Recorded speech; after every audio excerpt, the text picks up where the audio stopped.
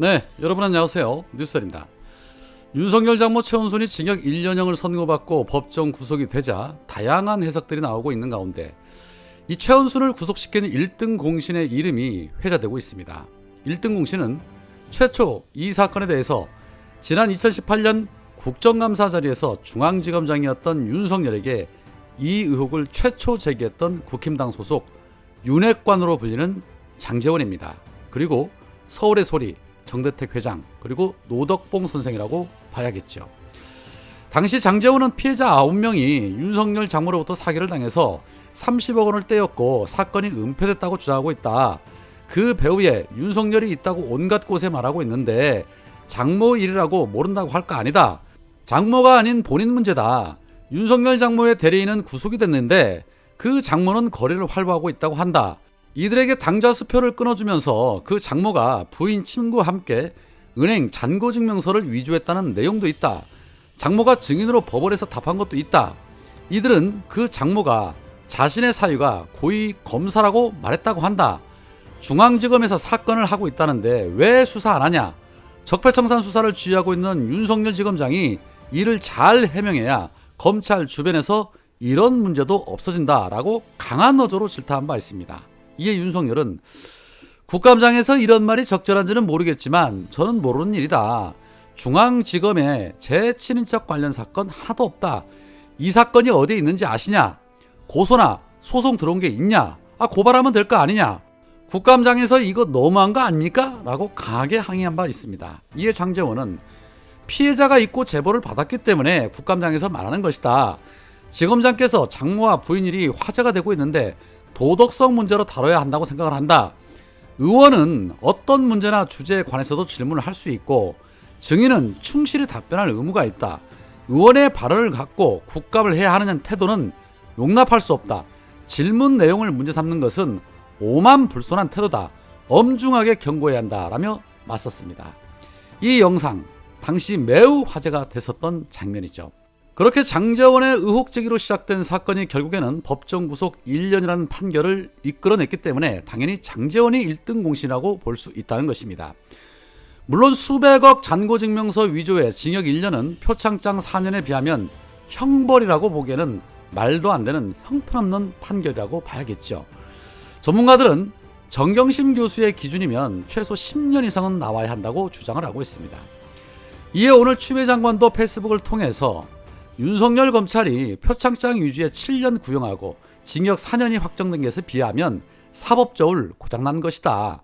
이 판결은 10원 한 장 피해준 적 없다던 윤석열의 거짓말을 눌러버린 것엔 의미가 적지 않다. 이로써 대선 후보 시절에는 위선과 속임수로 국민을 속였으며 검찰총장 시절에는 적극적으로 장로 변론 문건을 만들어 수사를 방해했다는 것도 다 드러난 셈이다.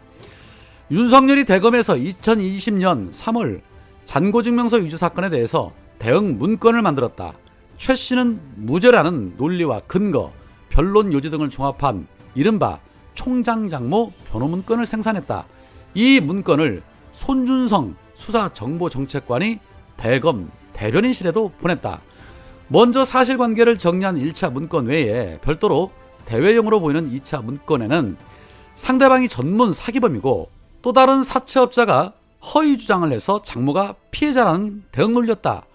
국가의 사법 조직이 검찰총장 가족 변호 문건을 생산하는 사조직으로 움직인 것이다. 공적 마인드가 애초부터 없는 사람이 대통령이 된 것이다 라며 문제를 제기했습니다. 이에 송영길 대표는 곧바로 페이스북에 윤석열 장모 최 씨가 오늘 법정 구속이 됐다. 쉽게 말하면 대통령 장모가 사기를 쳐서 감옥에 간 것이다. 지난 대선 당시 윤석열 후보의 거짓말을 다시 확인했다. 다음 주에 서울중앙지검에 고발할 것이다 라고 밝혔습니다. 자, 두 분이 동시에 윤석열을 전면 공격하고 나선 것입니다. 이렇게 되면 이 부분은 민주당이 나서서 당선 무효소를 헌재에 제기해야 하는 거 아닌가 싶습니다. 우리 장모는 남에게 10원 한 장 피해준 적 없다라고 개아리를 틀던 윤석열의 뻔뻔함이 이제 만천하에 드러났기 때문에 그에 대한 심판을 하는 것이 당연한 것이죠. 이런 분위기 좋습니다. 그런데 한편 천공 관저 개입 논란에 갑자기 천공이 아닌 백재권 사이버 한국외국어대 교수가 등장을 했죠. 그런 백 교수가 한 언론과의 인터뷰를 했는데 참 그 인터뷰 내용이 정말 가관입니다. 기자, 우리나라 국군이 어떻습니까? 백 교수, 좋습니다. 윤석열 잘 뽑은 겁니까? 그럼요. 그래서 국군이 좋은 겁니다. 윤석열 관상과도 영향이 있나요? 물론이죠. 100년에 한 번 나올까 말까 한 관상입니다. 나라 경제는 어떻습니까?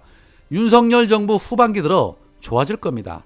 내년 총선은 어디가 유리한지요? 국민의힘이요. 자, 그러면서 윤석열의 관상이 악어 관상이다. 악어 관상 자체가 100년에 한 명 나올까 말까 할 만큼 극히 드물게 태어나는 상이다. 희귀한 만큼 국가에 큰 공적을 남긴다. 나라가 크게 혼란해지거나 위기에 처할 상황이 되면 모습이 드러난다. 악어상이 대통령 된 것은 우연이 아니고 시대의 부름을 받고 역사적인 사명을 받고 등장한 인물이다. 우리나라가 국군이 좋아지려고 윤석열이 당선된 것이다. 본인이 대통령의 욕심이 나서 출마한 게 아니다. 세상과 시대가 윤석열을 부른 것이다. 경제 역시 좋아질 것이다 라고 점을 쳤고, 문재인 전 대통령은 소상이다. 황소가 아닌 일소관상이다. 순수한 면을 지녔지만 전투력 없다. 참모로는 제격이지만 사람 보는 눈이 없다. 우두머리에 올라도 조직을 이끌지 못하고 헤맨다. 참모들에게 흔들리고 국가가 혼란해지는 것이다 라며 윤석열과 문재인의 과거 관계에 대해서는 소가 직급이 더 높다고 악어한테 갑처럼 행사한 것이다 라며 적으로 만나면 소는 악어를 이길 수 없다 라고 입을 털었습니다.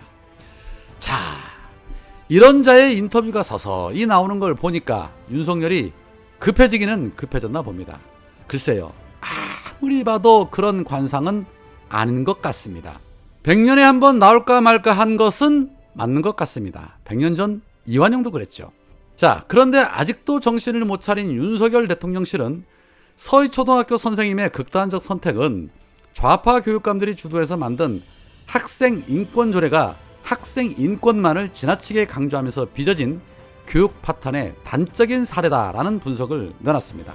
대통령실의 핵심 관계자는 최근 발생한 초등교사의 극단적 선택은 학생인권 조례가 빚은 교육 파탄의 단적인 예라면서 과거 종북 주사파가 추진했던 대한민국 붕괴 시나리오의 일환이다라고 진단하면서 북한 지시에 따른 종북 주사파의 대한민국 붕괴 시나리오가 차근차근 진행됐던 것으로 진단을 한다.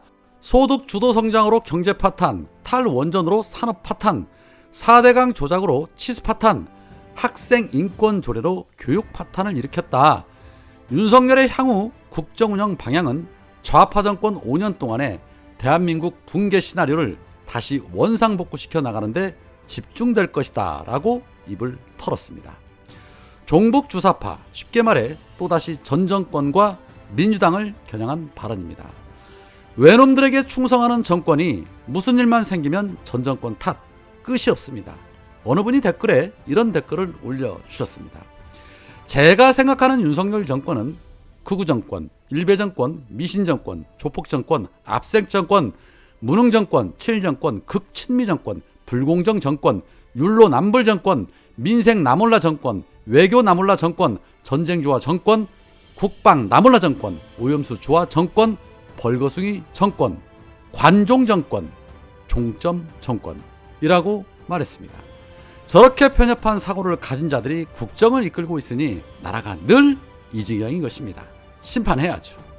오늘은 여기까지입니다. 고맙습니다.